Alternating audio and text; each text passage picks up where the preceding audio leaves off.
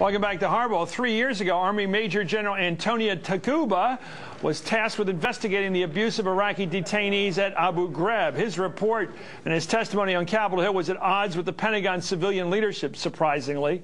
And now he says he was told to retire after 34 years of service. Did General Takuba's investigation into the Abu Ghraib scandal end his military career? And did former Defense Secretary Donald Rumsfeld and his inner circle prevent Takuba from looking further up the chain of command? Seymour Hersh interviewed General Takuba in this week's New Yorker magazine. Well, what's the answer to that question? Oh, yeah, was this guy smashed for telling the truth? Oh, sure. What else? You always go after the messenger, shoot the messenger, which is his words. Yes, he got smashed for telling the truth. He's just one of those wonderfully honest, straight guys who he was born in the Philippines. When I came out of a small college in Idaho as a second lieutenant, made his way to 2-star, deputy commander for force structure in Kuwait when the war is on, and he gets tabbed just by chance, not by any accident. He's got a, he's there. They need a 2-star general. Let's do the investigation. He's gone from nothing to 2-star doing it right, so he does it right again.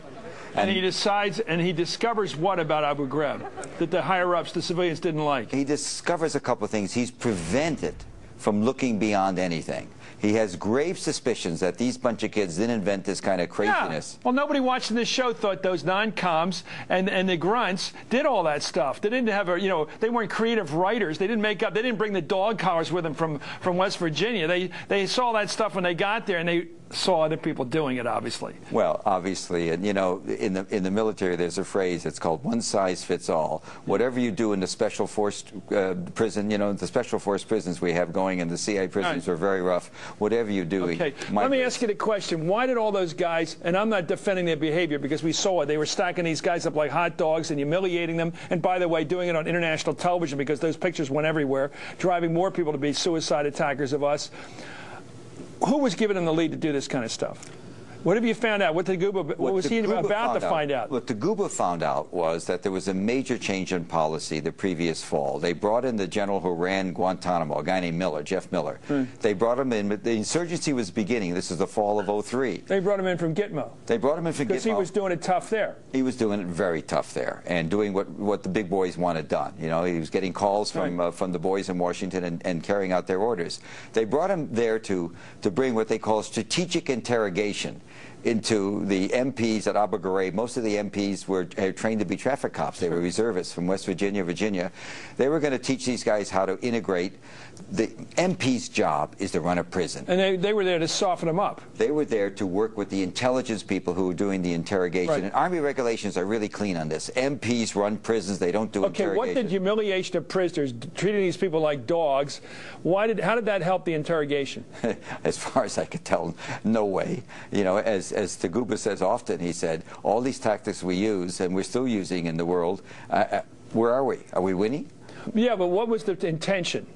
The intention was that they thought perhaps that they would find people who could either were in the insurgency, who would blab about it, or people they could turn around and send into the insurgency to be sort of double agents for us. We were desperate to get into the insurgency. They blew up the UN. They blew up the Jordanian embassy. It was a year before a presidential election. Don't forget, they were very worried about '04. And so here in the fall of '03, it isn't going so great. So this guy comes and he's going to, let's toughen it up.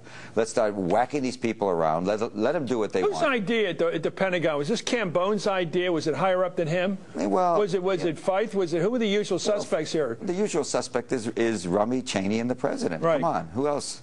They all have a story now. The story that goes now, Rummy's story, then this really drove Takuba up the wall.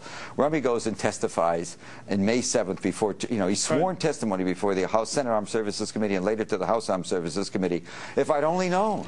I mean, I just saw these pictures the other week. Bottom line, are we ever going to be able to trace this up the chain of command and beyond the people like that woman general that got nailed in this thing? Are we going to get any further than her? I think Levin, who's now chairman of the Senate Armed Services Committee, I know he has a bunch of guys that are competent, really beginning to look at stuff, and maybe this will be an incentive. Okay, why did they intimidate the non-coms and the enlisted people to basically plead out here? What choice do they have? Intimidate them all? They have lousy lawyers?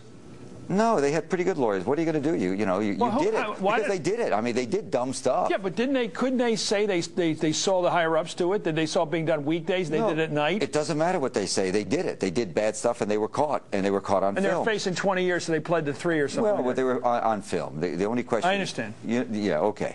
It's bad news for our country, that Abu Ghraib thing, wasn't it? It was bad news for our attempt to try to mollify the Middle East and to try to win over whatever support we can in that part of the world, isn't it? And it's bad news that we still haven't come face to face with what we did and who's responsible. Let me say one thing to you. The President of the United States was told about Abu Ghraib very early, and what did he do about it? Did he say to Rumsfeld, I want some generals' heads to roll, I want to clean up detainee practices, we can't do this, we can't have these kind of pictures going around? He did nada. And so what happens in the military chain of command? When the President of the United States, they know he's been briefed on it, Rumby's been briefed on it, nobody's doing anything, you know to investigate seriously detainee abuse is the end of your career. You know, I wonder when we're going to take care of all these people. Rumsfeld walks, Wolfowitz gets knocked out of the World Bank, his little hiding place over there. He's knocked out there. Fife can't get lunch with anybody at Georgetown. The faculty club won't hang out with him.